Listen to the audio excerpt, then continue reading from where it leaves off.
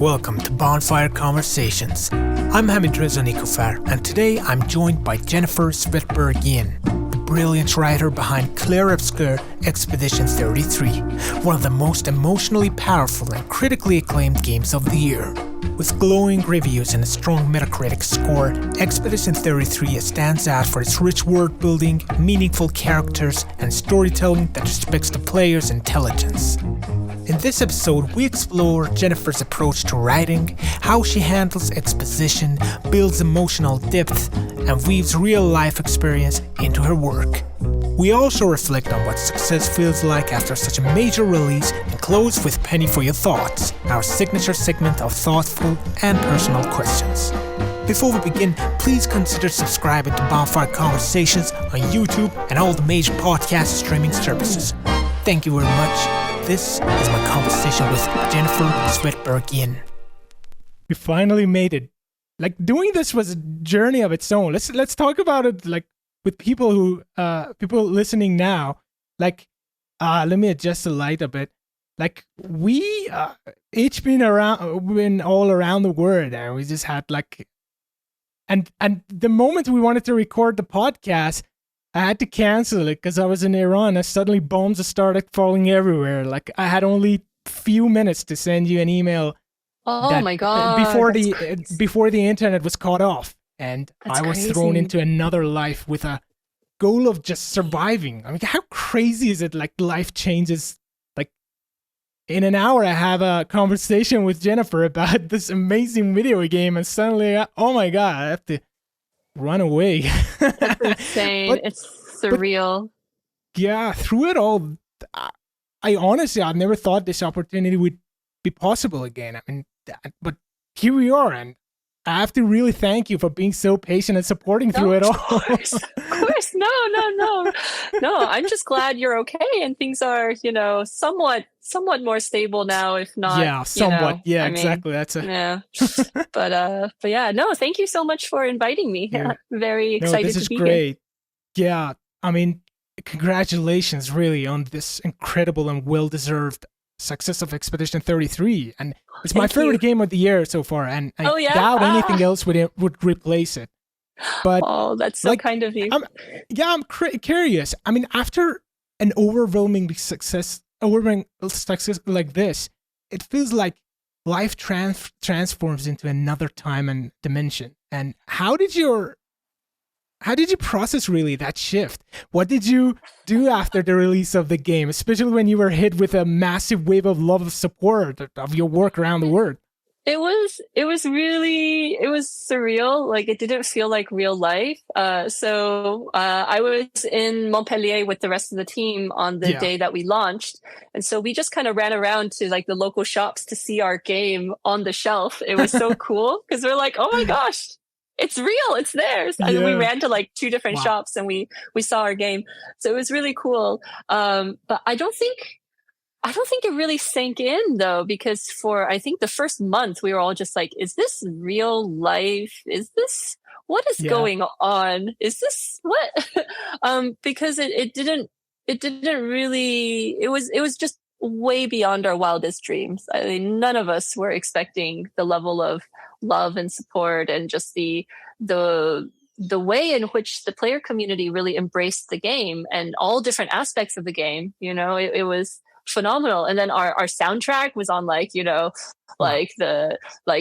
breaking records and like on like top of charts and stuff, and it was amazing. And then we seeing like all the love from like the players and the reviewers, and we were just very overwhelmed. I think for at least the first month I was like, this is not real. I'm dreaming right now. This is not real. Even now it still doesn't feel real. Like sometimes I forget until I'm scrolling on Instagram and I see a post about our game, or somebody did some amazing fan art or cosplay, and I'm like, oh my gosh, that's us. That's our game.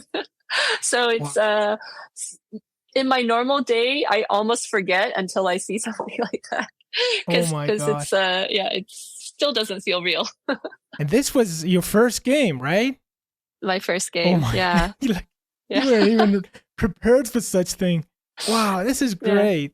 That's Again, why I congratulations. feel, I think we were also incredibly lucky in a way, just very fortunate in terms of like having so much support from our fan base and the amazing word of mouth. I think everybody just sharing it with their friends. So thank you everybody so much for sharing the game. This is an amazing game. I mean, like, has little to do in this, but this is an amazing game, and I played the game at the perfect age. I'm 33 years old, so for me it's truly it felt like life or death. So that got me thinking about like moments in my life, like at different stages we face these profound questions. As teenagers, we wonder if we'll ever make it. And in our 20s, we question whether we're on the right path. And in our 30s, we often face that existential, is it too late moment. Now, this year, your life and career skyrocketed to another level. So how do you see the life you had before that? And how do you feel now? And do you feel like a different woman? Do you feel changed personally? No, not really, actually.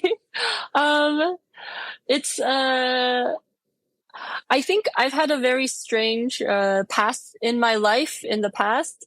So in that sense, it's just another turn, I guess you could say.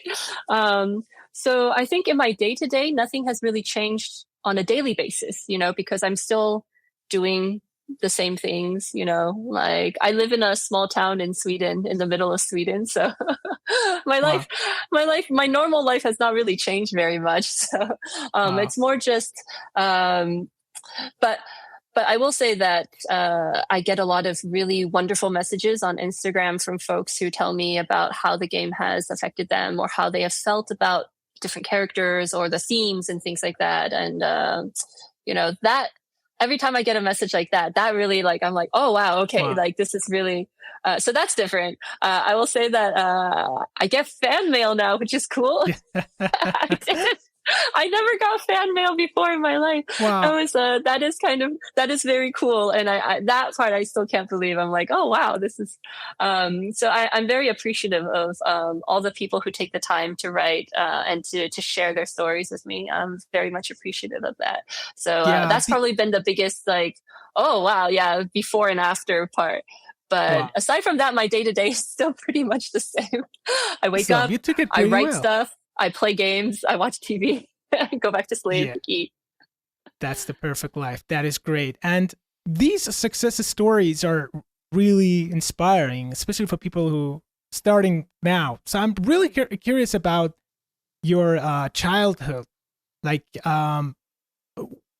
what you were like growing up and what shaped the person you're today. And could you share some memories or experiences that help from Jennifer we know now, and ultimately tell us how you ended up joining Sandfall Interactive. Basically, what I asked was from your childhood to yesterday, but take your time. So, just a couple of decades of history right there. All the time. Well, I'm trying to think what might be interesting to share. So I grew up in the U.S., in California. Wow. My parents were from China and from Taiwan. And so I grew up with, just, I'm trying to think what would be, how to describe it. I was a giant nerd. Let's just say that. I was a giant bookworm. Wow, thank God. Because we see the results now.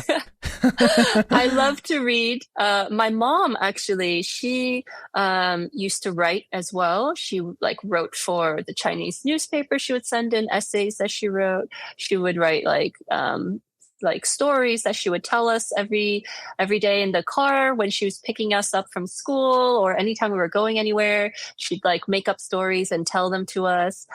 She was also an artist. My mom is a painter. My mom paints. Oh my God. Yeah. So she did a lot of these things, but on the side, these are her hobbies, and she's a fantastic painter. And so I think just growing up, always surrounded by stories and books, I pretty much the library was my favorite place to go. I would just always have like a giant stack of books from the library.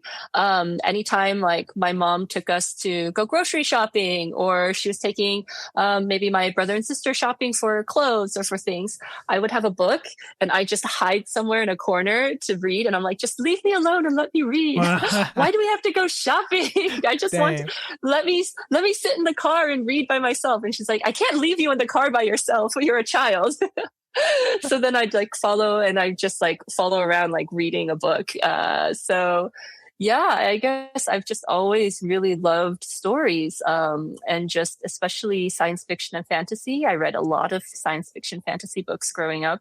I just loved everything about it. Just the what ifs, all of the crazy possibilities, all of the world building, all of the magic systems and the lore. And it's just like absolutely captivating. So as a kid, I wanted to be an author when I grew up. I wanted to be a philosopher and I wanted to be an astronaut.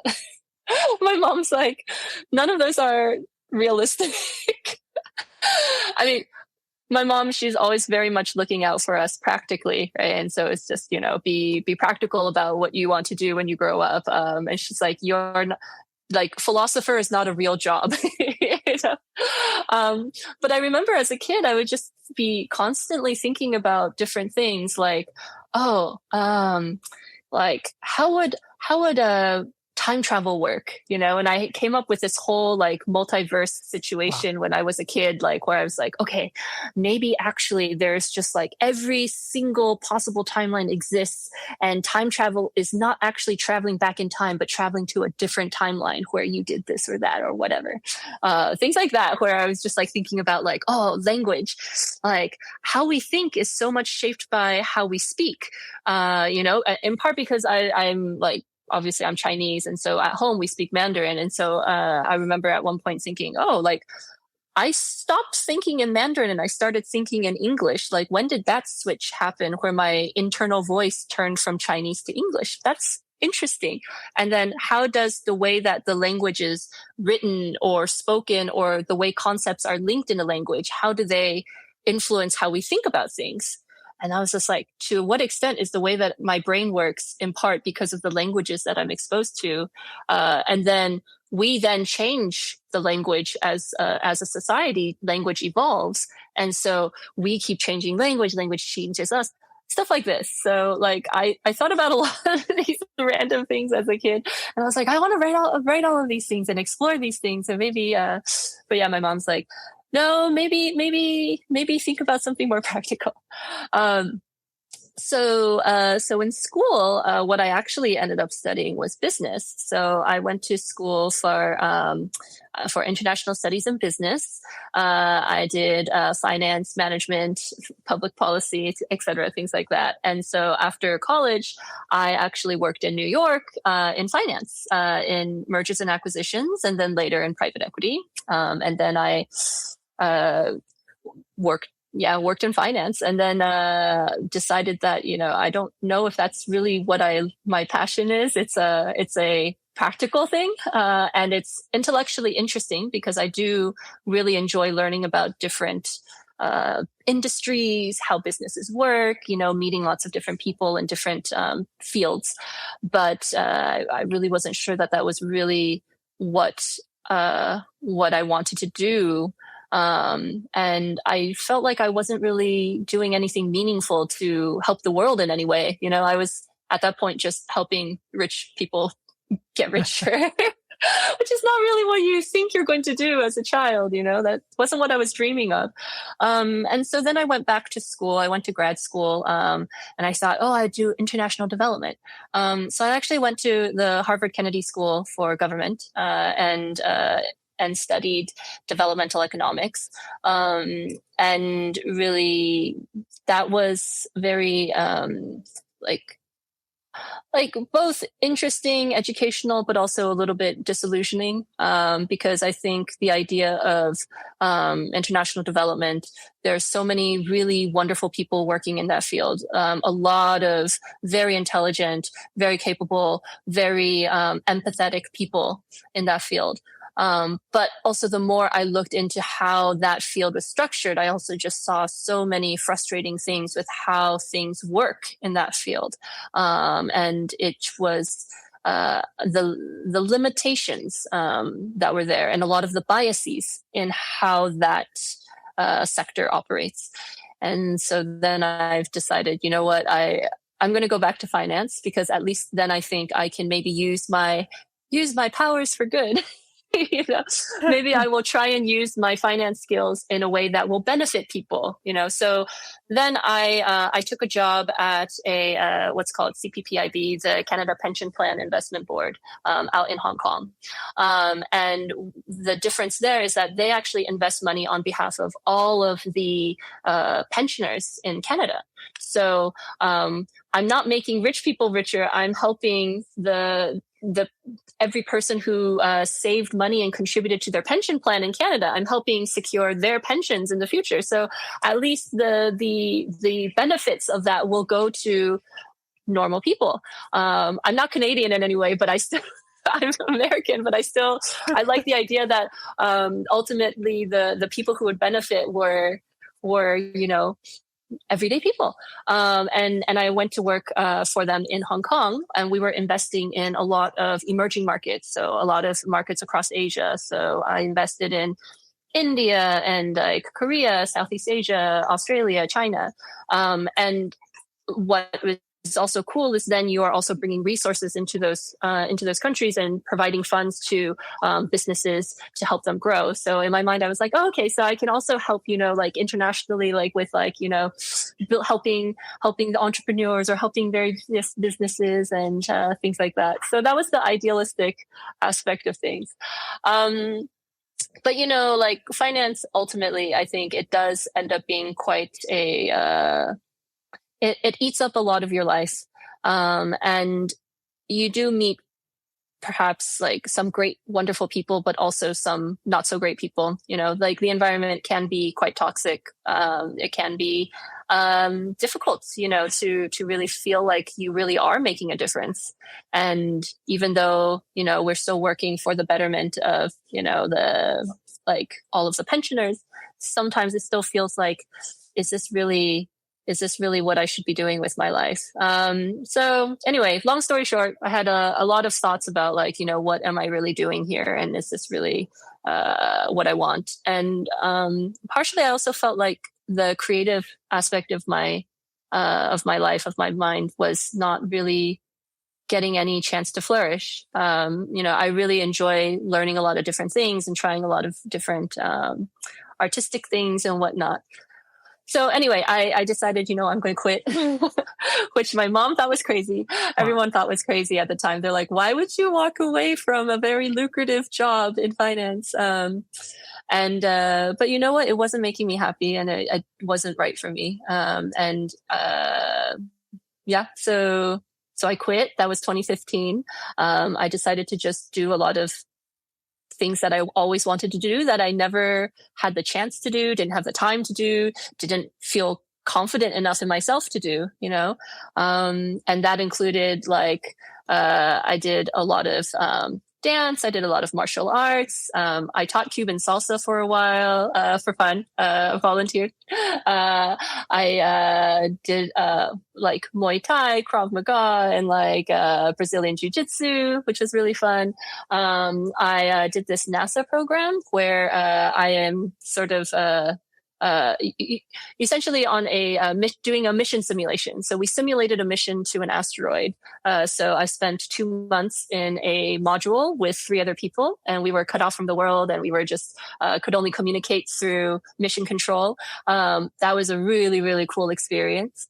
I did a bunch of random things, and one of the random things I did was I saw a post on Reddit from Guillaume Broche, who is the creative director of Sandfall, looking for free voice actors for a demo that he was working on. This is for a completely different game that he was sort of working on in his own spare time at that point. So yeah, that was one of the random things I responded to, where I'm like, oh, that could be cool. I've never done that before. Just to be clear, I am not a voice actor. My voice is not in the game. I am not actually trying to be a voice actor in any way. It was literally just a one-time like, oh, that could be fun. Sure, why not? But that's how I met Guillaume, and we started talking about, stories and scripts and like dialogue and things like that. I started helping him with this other game that we were working on. That was called We Lost, and we started putting together kind of like a narrative Bible on things. And then I remember this was all during COVID, actually. And then after a few months, he called me and he's like, "Oh, actually, I think we're going to start from scratch. So put that idea to the side. Let's find something new." I'm like, okay. Part of me was just like, oh man, we just spent all this time putting this together. But then part of me was also excited to start from scratch, to come up with a brand new idea together. So we started over and we came up with Expedition. And so, sorry, that was my very long-winded response. No. To your question. That answer, that's something I'm really looking into in this podcast. I mean, I've learned a lot. I mean, when I was listening to you, I mean, we are shaped by things that we're interested and things that we're surrounded with. And I mean, look at your family and the places that you've been. Born in China. Were you born in China, or your family from China? My family's from China and Taiwan. My parents were born in China and Taiwan, respectively, and then I was born in California. But and now you're in Sweden, and you've been working with a studio in France. So these cultures, being kind of like exposed to these cultures, interacting with these different peoples. I mean, this has a lot to do with the way you tell stories, the characters you make. I mean, people, how different they are. It's not like you're born in a town and you've just always been there, and the people you knew there. And I mean, for example, you're talking to me. I mean, someone like such a strange story that happened to me somewhere along the way. You're gonna use that, and I mean, your curiosity, for example, is something that is really important in this story, that you've been looking for a lot of things, and that is in the game. I mean, if someone's writing the game is curious about a lot of things, when we are reading or seeing or playing that story, we are kind of like feeling that, like, oh, I love it. She's curious about that. That made me curious about this and that. And without going, if I talk more about like painting, your mom being a painter is going to be going to a spoiler, so I'm not going to go there. No spoilers. But it's there. I mean, for those who are looking for inspiration, I mean, listen to that story. We all have something similar like that, but how you use it is really inspiring. Well, I do really feel like stories are all around us, even if to your example of like growing up in a small town, like there are so many stories in small towns too. I think in every facet of our experience, there's things we can learn and take away from them. All the people we meet, all the stories we hear. And I feel like a lot of folks have asked me for advice on writing and things like that. And I'm like, I'm not an expert, so I don't know if I can really provide meaningful advice. But one of the things that I keep trying to, or that I keep coming back to is having empathy, because actually having empathy means that you are curious about what other people are going through, and you are trying to understand their mindsets. You're trying to understand, like, why do they think the way that they think? Why do they feel the way they feel? Why are they reacting the way they're reacting? Why do they do what they do? And that requires, like, empathy helps you understand, helps you listen. And when you do that, you learn so much. And also, if you apply that to your characters and you when you're writing, to write with empathy for your characters and really understand their point of view, I feel like that's a great tool for me, at least, in terms of how I write, is just really pulling from that sort of mindset of having empathy for each of the characters and really writing from their perspective of why they feel justified to do what they do. And one of the things for our story is we really wanted to make sure that it wasn't just good versus evil, that people fundamentally care about each other, but they have different perspectives on what needs to be done, on what's important. It's not because somebody's just, cartoon evil. And part of that is really delving into the antagonist's mindset to understand, why do they feel this way? Like, why do they feel this is necessary? And being able to faithfully, authentically convey that through the script. To me, it's like me being able to, I feel a responsibility to be able to tell, their stories and to explain why they want to do these things. So, wow. Yeah. And empathy, you mentioned it. And there's this recurring line in Expedition 33 saying, for those who come after. And when you really sit with that and you realize the sacrifices these expeditioners make earn for themselves, that they're for the future, without that selflessness, the next expedition can't succeed. Yeah. So I'm curious, how much do you think about the legacy of your work, about the impact you leave behind, not just for those around you, but also for those who come after? Yeah. I think that's been something that's been on my mind for a long time, since I can remember. I always just think about the world that we live in and the challenges that people face. There's a lot of I guess I start from the idea that, there's a saying, leave the world a better place than you found it. It's also like you can apply it to when you go to the park. Leave the park in a better condition than when you found it in. Throw your trash away, things like that. But I think that's something that, part of it is, I think, from my parents as well. It's partly something that a value, that a family value, in terms of just, being considerate and thoughtful of others. And I think a lot of it is also cultural. But I think broader than that, just thinking about, there are so many people in the world who are going through their own challenges. Why make anybody's life harder? What is the way in which we can help each other, just find some ease in our life, and then I look around and I remember being as a kid, or even as a young adult, even now, feeling very sad and frustrated when I look around at the world and what's going on, and feeling like there are very painful things going on in the world at all times, in all corners of the world.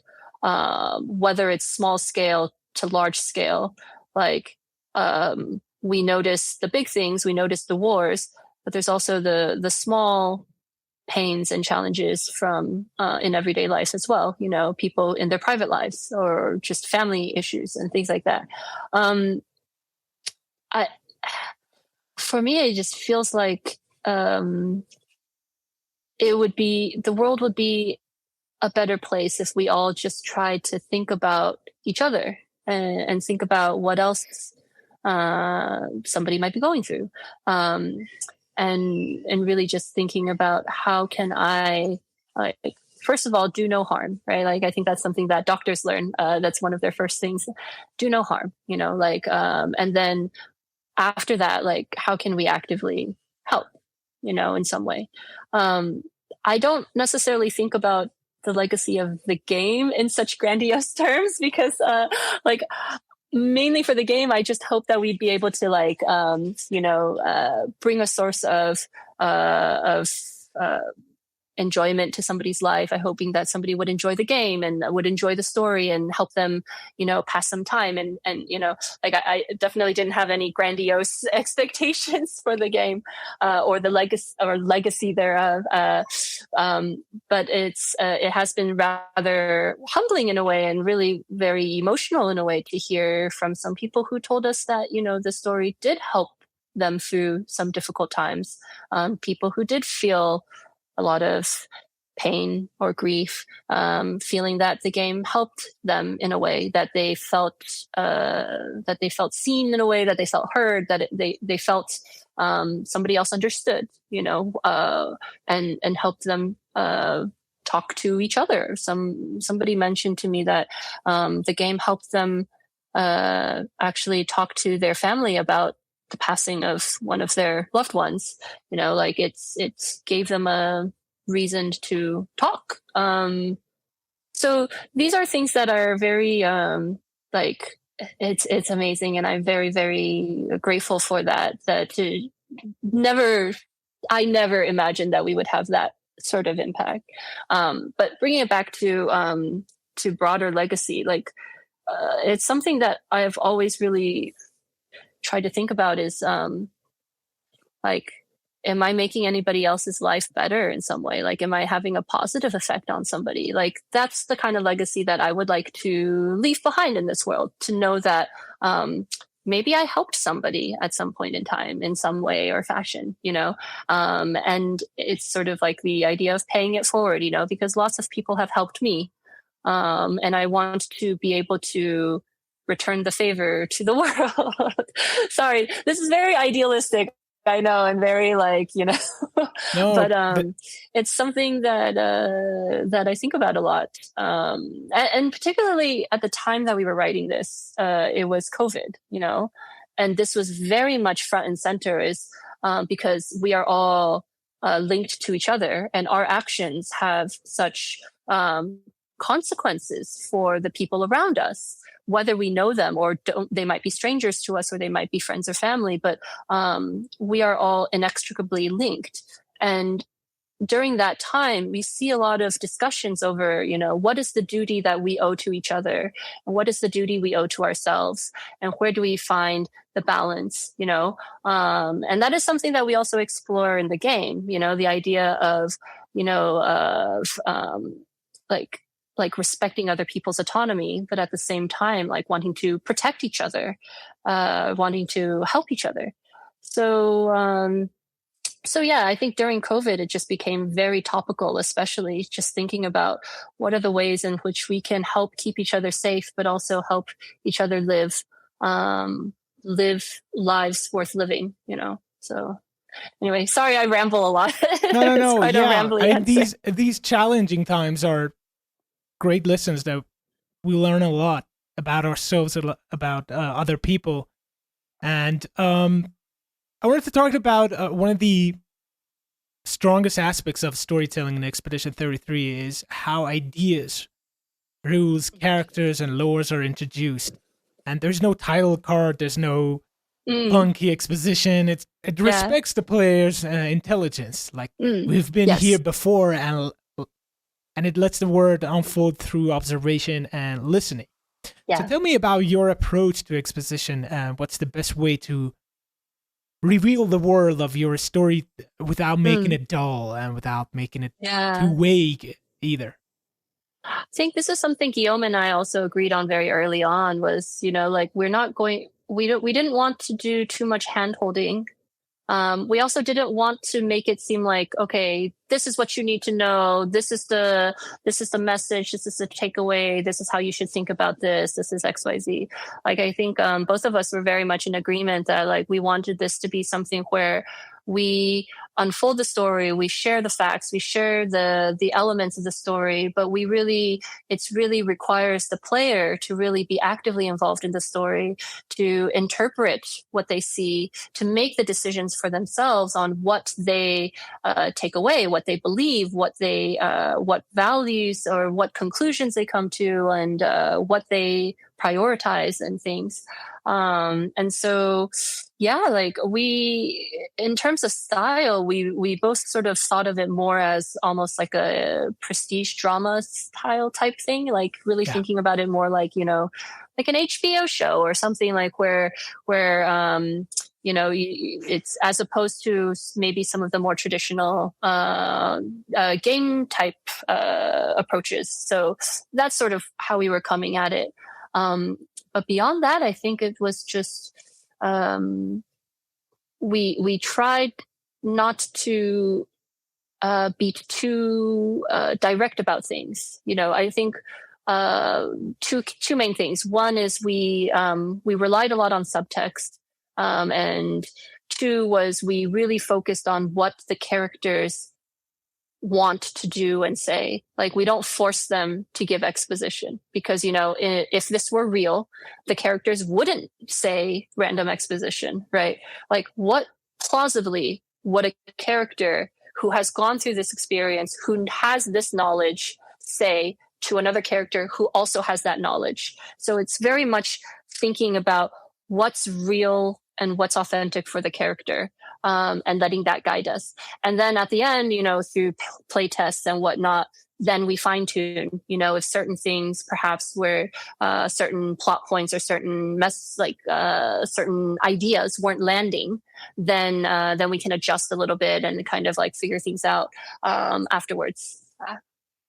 Yeah, and it's perfect because first of all, it's not dull. It's like something real happening in front of your eyes, and secondly, it makes you like curious. Like, I mean, if a story is constantly telling you what's what, and you're like, okay, they're gonna tell me. I don't need to bother think about it. I can just go to my Instagram, check out some messages, and come back, and the movie's gonna tell me everything about it. So the curiosity is out of the window, right? But here you have to be like listening and checking out every acting. What does she feel and all that?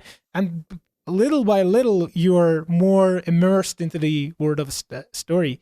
I mean, the other day I was saw this meme on Instagram where basically the video meme was kind of like mocking these stupid way of storytelling. Like, there's this guy sitting behind the table, and the brother comes in, hey little brother, how you feeling? You can talk to me. I'm your big brother. I mean, since our parents died 2 years ago in that car accident, we haven't been talking. I mean, forget about our sister. That's not our sister. We adopted her.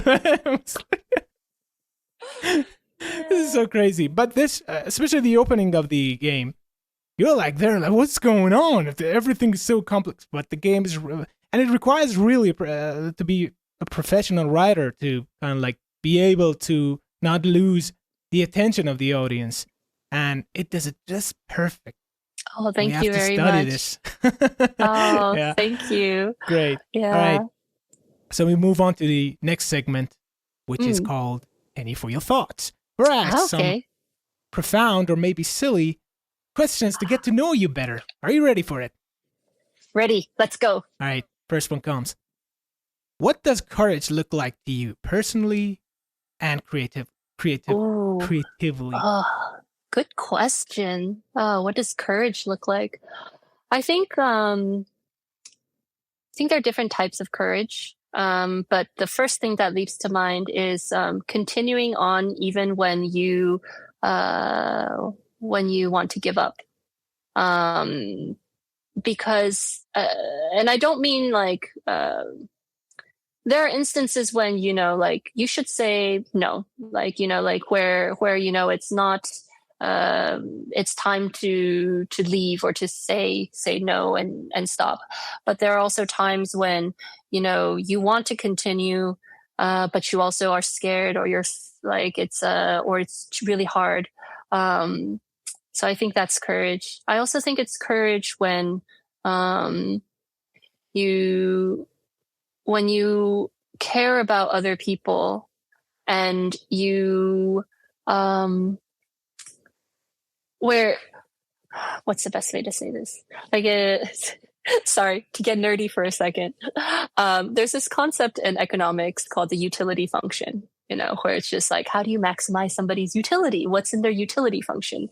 And in this function, it describes like all the things that might make you happy, that you might find utility from. Maybe it's, money, maybe it's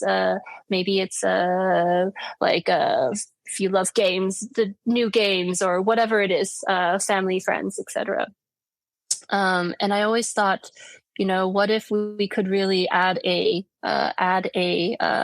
component to that, where it is about the happiness of others and the health of the community, and I feel like courage is also, I think, letting other people in to your kind of utility function, I guess you could say, to letting other people in so that you can grow to care about them and they can care about you.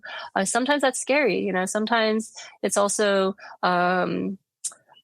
like when I look at what's going on in the US, for instance, sometimes you really feel like, well, I got to look out for myself. I got to look out for my family first. I got to look out for our people first, however you define your people, right? It could be just yourself or your family unit, or it could be your community.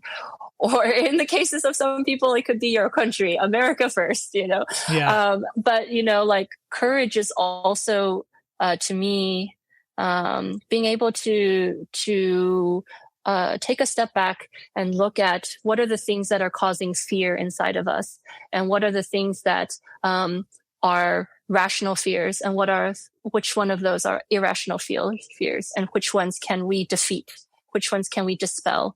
So I think like that can be very scary, especially, and I say this from personal experience in so much of my life. I've been, like if something scares me, I don't look at it too closely. But really turning that lens on yourself and really examining, why do I feel the way that I feel? Why am I reacting this way? That takes courage, that takes courage as well to confront those internal fears and whatnot. So yeah, I think that would be my answer. What is courage? It is being able to really turn the lamp on yourself and really shine the light on yourself and be introspective and really see the darker parts of yourself and try to confront them. Wow. By the way, we can see that theme in the game as well. All right. What's a weird or random hobby you have that most people don't know about? Oh, I have a lot. And most people don't know about it? Oh, well, most people don't know me. Not that many people know me. So most of these. Okay. Most random one. Okay. At one point in time, my husband and I were really into hydroponics. And so we were growing. Do you know what hydroponics are? It's like when you grow plants without soil, you grow them in water. Yeah, I got it. Yeah. So at one point in time in our bathroom, we were growing tomatoes. Oh my God. And it became like a whole jungle because I didn't realize how large tomatoes plants grow. They just keep growing, and it reached all the way to our ceiling. And we had like all these like contraptions that we made. We DIY'd a bunch of like supports for them. So you go into our bathroom, it's like a jungle of tomato plants. But that actually was the inspiration for Ciel and Sophie and Gustav, and how they met working on an irrigation project. And for aqua farms, all the aqua farms in Lumiere, it was inspired by like me working on growing tomatoes in our bathroom. So yeah, that's a bit random. Forest. All right, that was great. I use everything in the story. Like all of my random hobbies are in the story somewhere. Wow. All right. So when was the last time a piece of art, any medium, genuinely moved you? Oh, good question. Oh, okay. I have a serious and a semi-serious answer. Okay. Right. Semi-serious answer. I just watched K-pop Demon Hunters, which I actually really loved. A lot of good things. Great. It was so fun. And the music was great. And you just like, it has such a wonderful message and like, just like lovely characters. It was so fun.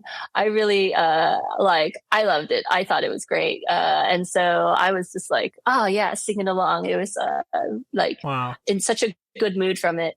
The more serious, answer, I think, I feel like I was just reading something. I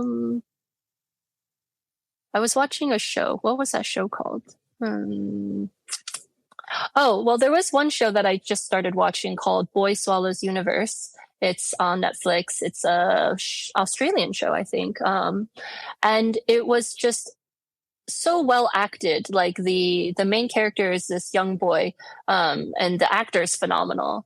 And I watched it and I was just like, wow, like everyone in this show is just so good and so good at depicting like characters who have a lot of different nuance and layers, and you can feel like, you know, they do things that you might like find like abhorrent or might be like terrible, but you also understand, and then you feel the despair sometimes. Yeah, so I thought that was brilliantly acted. I'm only halfway through the series, but I thought it was really, really great. Awesome. What about video games? Oh, video games. Oh,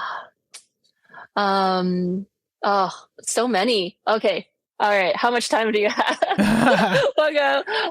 So I really enjoyed Hollow Knight has a special place in my heart. It was one of the first games that I really, really sat down and started playing for real.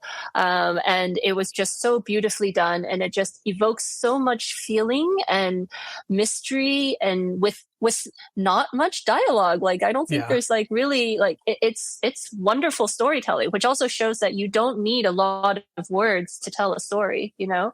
I also really love Disco Elysium. That's like the opposite. Lots of words. Yeah. That was tons and tons of words. And I thought that was such a cool game in terms of all of the different concepts that they touched on, and just like the feeling, the vibe, the whole environment. It was great. I also like really, really enjoyed God of War 2018. I thought that was just marvelously done. And then what else have I been playing recently? I also really enjoyed Blueprints. I just started playing Blueprints. But I also thought that was such wonderful storytelling and really lovely writing. And again, was like not like there's no dialogue, there's no like cutscenes, there's nothing. But well, there are cutscenes, but you know, it's really well done, I thought. Yeah, so those are some of the games. And I also just obviously really love games like Civilization, Civ 6. I thought it's just so cool the way that it works, and it's just so much fun, and it's such a great way to play with my husband, and I play it all the time. I loved Elden Ring, obviously. I'm a proud 3-time Elden Lord. I platinumed the game. Wow. And just all of the beautiful storytelling inside it as well, like just from all the lore and like the deep like storytelling that it's not actively telling you, but it's you discover, which I thought was really, really well done. Yeah, like lots of these like wonderful games. And also Subnautica, which managed to be so atmospheric and so creepy. I got scared at different points, but it was really cool as well. Yeah, like I feel like there are a lot of games that I just get really pulled into, and I just really love it. Or Tears of the Kingdom. I played like hundreds of hours of Tears of the Kingdom. But I thought it was just really, really well done, and just an amazing world to lose yourself in. It's just beautiful, like how the game works and the way that you can be so creative. Things, lots more. Yeah, I don't want to talk your ear off, but I can keep going. No. It's great that you're playing different kind of games. I mean, some people that I talk to in the podcast are like stick to the game they make. Like they make action adventure, they always play action. Souls-like game, they always make Souls-like. But the inspiration is all around, and it's great that you've. Yeah. All right. So next one.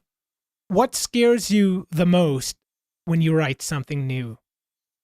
Ooh, what scares me the most? Good question. What scares me the most? I think what scares me the most is characters who don't feel real. Like not being able to really find the character's voice. I think that's the thing that it's very important to me, is to figure out who is the character and how do they think? Because I think how you think affects how you speak and how you act. And if I can't find that, then it becomes so hard to write the story and write the scenes, because like you don't really have any guiding light. You don't have like your North Star of well, this is the character and this is what they want. Yeah, I said this before. Sometimes I feel like I'm cheating when I like write, because it's a lot more straightforward if I have the character fully defined. Like I know who they are, what they've experienced, what their backstory is, what their family history is, what were their formative experiences. Because then I know, then I'm inside their head, and all I have to do is just sit in their shoes, walk in their shoes, right? And just let them act and react the way that they want to the stimulus. When I don't have that, then it's like which direction do I go? Like I'm lost, you know? Yeah. So yeah, the characters and who they are my sort of North Star and my compass. And without them, I'm lost. Then it doesn't matter how great the plot is, you know? It becomes really hard to actually bring the plot to life and to really make it feel real. So yeah, that's my biggest fear, not being able to find the voice. Yeah, I think having limitations makes you kind of like guide you, making more realistic characters. I mean, in the game, there are characters that have histories together, but we're not completely know about that. Like they hint at it, but just by hinting at it, we're like, oh, so I understand why they're so good together. Oh, I understand why he's not so upset with that character, because they've been through wars together, and it's okay with between them. It's kind of like shows there. Yeah, and that's why even if we don't show all of it in the game, we need to know it. For us as writers, we need to know all of these things, so that when it's in the game, even if we're only showing a portion of it, like it feels real. Yeah, and it helps if anyone wants to make a prequel. All right, so if someone could remember only one thing about you as a writer, what would you hope it is? That she writes interesting things. I don't know. I hope that they remember. I bet you can write boring things, but write it interestingly. So, yeah. Thanks. I think nobody's ever asked me that question. What do I think? What do I hope they would think? I hope they would have a memory of enjoying what I worked on, and that memory stays with them. Because I think even if the details of what is of the story might fade with time, I hope the feeling of the joy, the excitement, the emotions, the strong connection, the resonance, I hope they feel that and remember that. First, I hope that they did feel that. Then I hope that they remember that part. Yeah. All right. So if you could have dinner with any video game character, who would it be and why? Oh, any video game character. I could have dinner with them. Good question. These are hard. Let me see. Who else was there? Okay. Maybe Freya in God of War 2018. She's cool. I think she's really cool. In her own place? in the turtle house. First of all, the turtle house looks super cool. And then we can just, chill and eat some Viking food, Norse food. I mean, at that time, you can't Uber food. So you have to, she has a garden, that though. she... Oh, yeah. Yeah. All she has a vegetable. garden. Yeah. There must be some nice tomatoes or something in her garden. Go out with Mario, because I love Italian foods. Imagine sitting around a dinner table with Mario. or with Link. We'll go Link, because there's so many different. He cooks. Dude. And good all the cooks. recipes. Yeah. Some more questionable than others. Yeah. But yeah. Okay. Last question. Your favorite game in terms of storytelling? Oh, favorite game in terms of storytelling. Oh, have to choose just one? Yeah. Ah, No, you can't so choose the three. hard. All right. Choose But three. you have to. Okay, I'll choose a silly one and a not so silly one. Okay, the silly one, Helldivers 2, which most people would not consider storytelling, but it has so much like you can almost fill in the blanks. And maybe it's just me, but like I can already imagine all of the backstory and all of the different things that like happen. You know, like they have such great one-liners, like. Amazing like, how would you like a cup of liberty? You know, like things like that. Oh, it's so good. So that's my silly answer. But I do enjoy like if I fill in the blanks of what the Helldivers 2 story universe is, I feel like there's a lot of really cool things that could be happening there. Then I think favorite narrative game, but like a serious one. Okay, there's also a semi-serious one, or a second serious-ish. Stray. I thought Stray was really lovely in terms of communicating this entire feeling and the vibe and like the backstory of things. Yeah. You know, it's not crystallized in anything. It's not like a specifically like told story, but I thought it was just such a lovely it was just. There is a story there and it's told so lovingly. Then what is the best story narrative overall?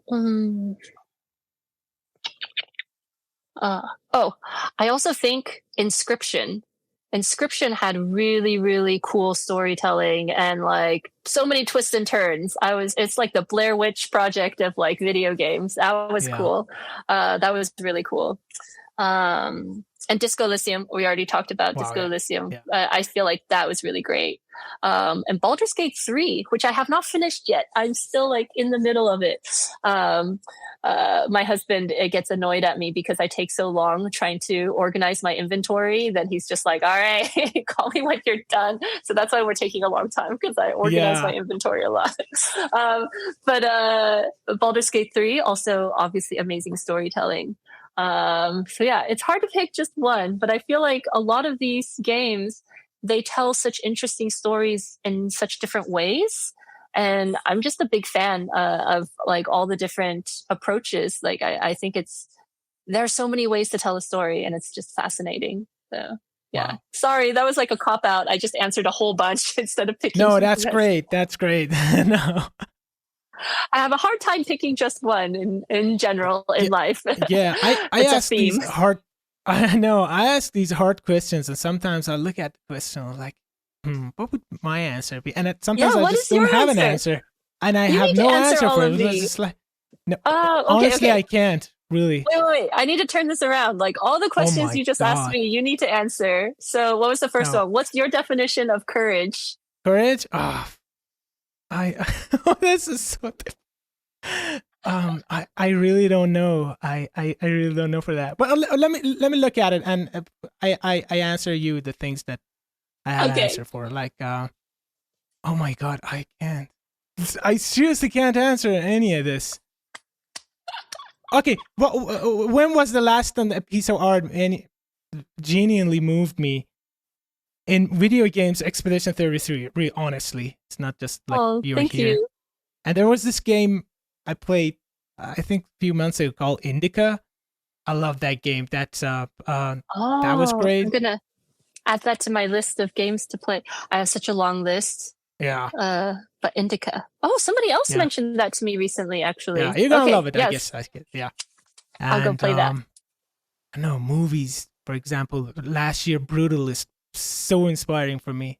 Yeah, that's it. And I told you, have a dinner with a video game character, Mario. Mario, yeah. Oh no, I know, Dante from Devil May Cry. Again, Dante. He's gonna probably have pizza again. And your favorite game, in terms of storytelling, ever? I think it's first BioShock, I guess. Yeah. I haven't played that. That's also on my list. It's been on my Oh my list for God. years. Like, Yeah. I know. So, like, also, there's so many games I need to I play. know. It's like I Yeah. not enough time, and Yeah. yeah. But But I finally have vacation coming up, and all I'm going to do is yeah. just play through my Yes. backlist of games, all of the games that are on my to play list. You took your Yeah. time and wrote us a great story for this game that we're going to talk about for many years. All right. This is it, Jennifer. I gotta say, your work is admired because of its perfection, Oh, and thank your you very stories are much. worth experiencing because of your imagination. But after getting to know you, I can say I've realized it all comes from the heart that is kind, caring, Thank and you. above all, deeply understanding. And in my humble opinion, you've told us the greatest story of this year, and I can't wait to get lost in your imagination again and talk to you Oh, more about that as well. So thank you so that's much for your so time. kind of you. Thank you. And I have to say that it was really a group effort, you know. So I wrote the story together with Guillaume Broche and also with our quest designer, Victor Delard.